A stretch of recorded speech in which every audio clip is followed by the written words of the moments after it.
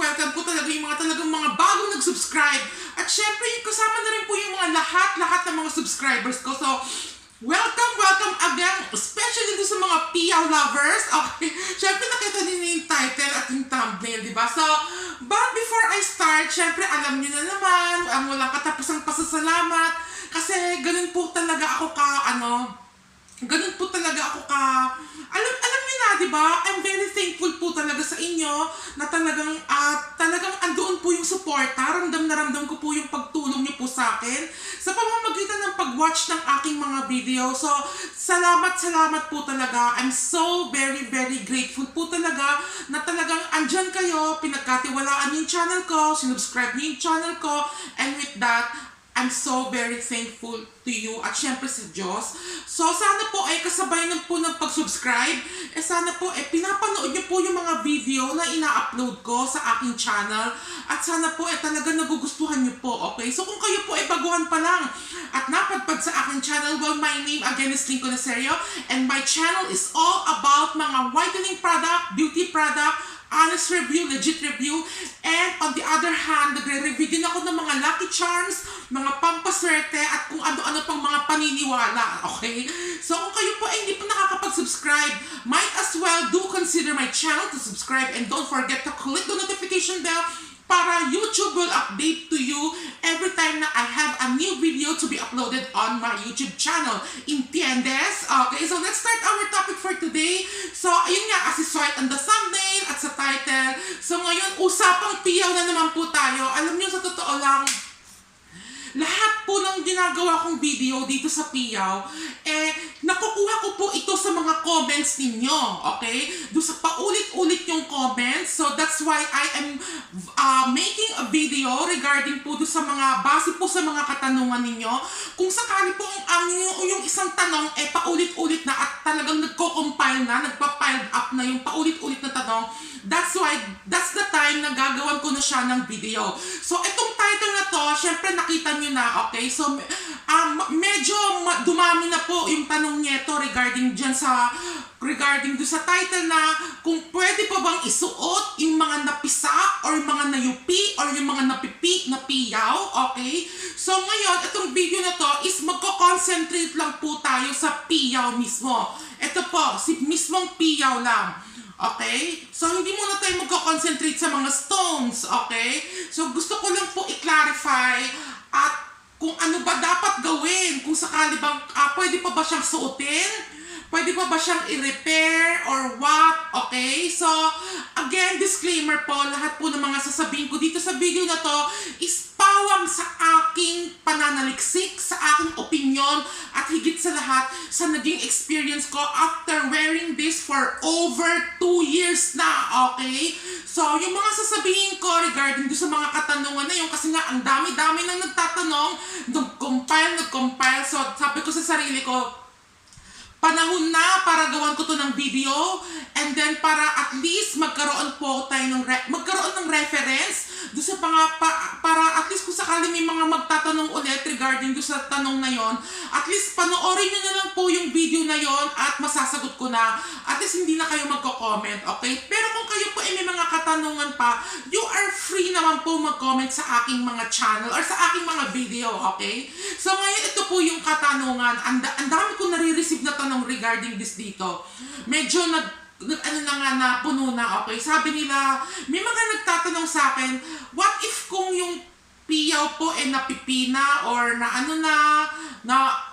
parang na-deform, ika nga sa English, napipina, okay? So, meron pa nagtanong sa akin, yung isang netizen, ang isang viewers ko, sabi daw niya, yung isang horn, ito yung horn ni piyaw, yung parang pinakasungay niya is natanggal na, okay? Tapos may iba pa nga nagtanong, merong parang naputol na or nabiyak na.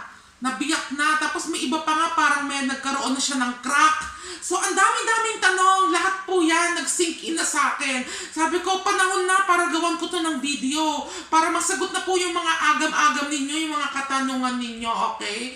So, kung kayo po nagkaroon ng na-deformed in English, or nayupi, or napipi, Okay? Mamaya po tayo dadako sa 24 karat na gold ha. Ibang usapan po muna yung 24 karat, okay?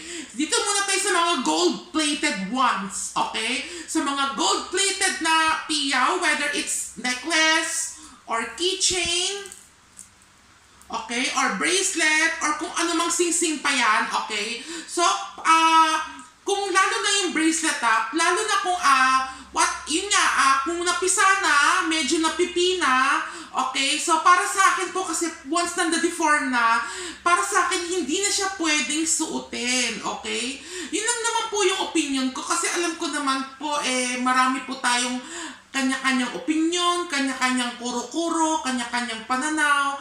Alam ko naman na hindi ako feng shui expert, hindi ako magaling, pero sinasagot ko lang po yung mga katanungan ninyo kasi sa akin kayo nagtatanong. So, yung ibabato kong sagot sa inyo is based on my point of view, based on my experience at sa aking pananaw. Okay? So, alam naman natin yung mga ibang feng shui expert, meron silang pananaw. Pues, ito po yung pananaw ko, ito po yung channel ko, ito po yung video ko. So, yung sasabihin ko lang is based on my pananaw, okay? So, kung kayo po nagkaroon ng mga napipi or nayupi, napiyaw, para po sa akin, hindi na po siya kaaya-ayang suotin. Kasi bakit kanyo? Okay, imagine niyo na lang, dun sa mga, alam niyo po ba yung mga mesa? Di ba may mga salamin na mesa? Tapos, minsan may mga lamat, yung may mga crack. Diba? Kasi sa totoo lang, pag yung may lamat na or may mga sira na or may mga crack na, hindi na dapat nyo ginagamit yan, dapat tinatapon nyo na yan or regarding po ito sa salamin hindi po ito sa piyaw, okay? So kung kayo po may mga pinggan, may mga crack na yung mga pinggan, pinapagamit nyo pa ba? So sa totoo lang, hindi na siya pwedeng gamitin kasi malas po yun para sa aking pananaw lang Malas po kapag gumagamit pa kayo ng mga gamit na may mga crack na, may mga sira na. Ganun din po sa piyaw. So kung kayo po nagkaroon ng piyaw na may crack or na-deform or medyo naputol na yung medyo naputol na yung mga sungay-sungay niya or whatsoever, ang pinakamaipapayo ko na lang po dyan huwag nyo na lang po suotin. Ibaon nyo na lang sa lupa or itago nyo na lang, tapos bumili na lang kayo ng bago, okay? So, malinaw po, sana po nasagot ko po yan. Again, para sa akin, huwag nyo na po siyang susuotin. Okay? Kasi, yun nga, anumang uri ng bagay, kapag may deform na, na-crack na, or may naputol na, kung ano man yung may naputol dyan, hindi na po siya kaaya-aya suotin. Bakit kanyo? Kasi, baka mamaya, ang iniisip ko dyan, baka magkaroon ng hindi magandang effect, baka imbis na swerte, baka hindi magagandang, alam mo na, mga malas, So, yun po yung inaano ko, tsaka hindi po, ang pangit po talagang tignan kapag si piyaw, suot-suot mo, tapos napipe or nayupe, okay? So, ngayon, tatanungin nyo ako, paano kung may 24 karat gold, okay? So, ngayon, ito po ang pinaka-suggestion ko dyan. Kung napipi ang inyong 24 karat na gold na piyaw, try nyo po ipaayos kung mapapaayos nyo kung mapapaayos nyo. Pero I swear, parang malabo na maayos yun. Pero kung naayos nyo man at naibalik sa normal, okay, ipa-cleanse nyo ulit. Idaan nyo ulit sa cleansing bowl at sa activation bell and then pausukan po ninyo. Okay? Regarding to sa 24 karat gold, kasi alam naman natin 24 karat gold, hindi nyo naman pwede basta-basta itapon yan or ibaon sa lupa. Kasi nga, nayupi siya, di ba? So, kung kayo po may 24 karat gold, ito lang po yung mga choices ninyo. Ito po yung mga option ninyo na pwede ko maibigay sa inyo. Ano ba to? Ang hangin.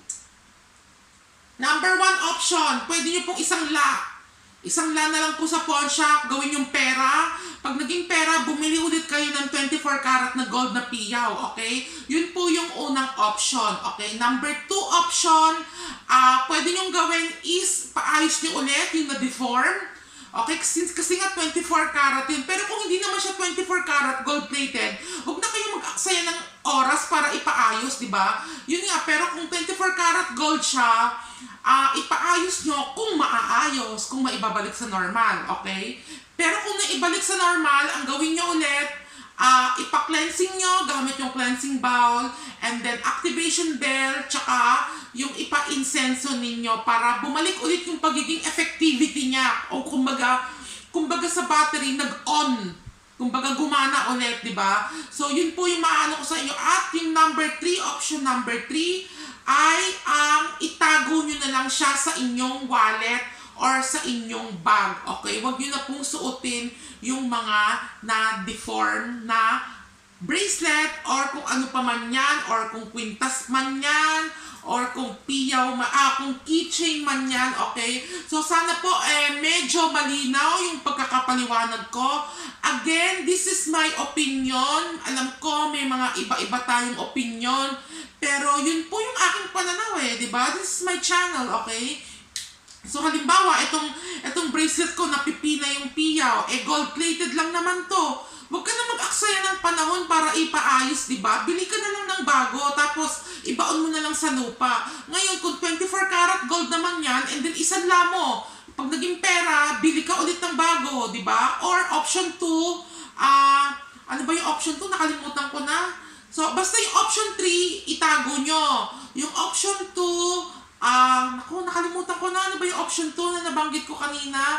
Di ba yun nga yung option 1, isangla nyo ulit. Yung option 2, ipapaayos nyo ulit. Ayun. Ipapaayos nyo. Kapag naayos, idaan nyo ulit sa cleansing bell, sa cleansing bowl, at sa activation bell, and then ipausukan nyo. Tapos yung option 3, yun nga, itago nyo na lang as a souvenir. Diba? Tago nyo sa wallet nyo, or sa kahadiyero, or sa aparador. It's up to you. Okay, so sana po nasagot ko yung mga dapat sagutin regarding sa mga katanungan ninyo. Okay, so ayan, panoorin nyo na lang po. So, diba, kung sakaling may mga the same question regarding sa mga napipi, or nagkaroon ng crack, or nagkaroon ng lamat, or may nasira dito sa piyaw, may naputol na sungay, or what, para sa akin, huwag nyo na po siyang suotin, okay? Pero kung 24 karat gold, i-apply nyo po yung mga sinabi kong option 1, option 2, at option 3, okay? Pero kung gusto nyo namang suotin, kahit pipi, kahit nayupi na, it's up to you. Piyaw nyo naman yan, di ba?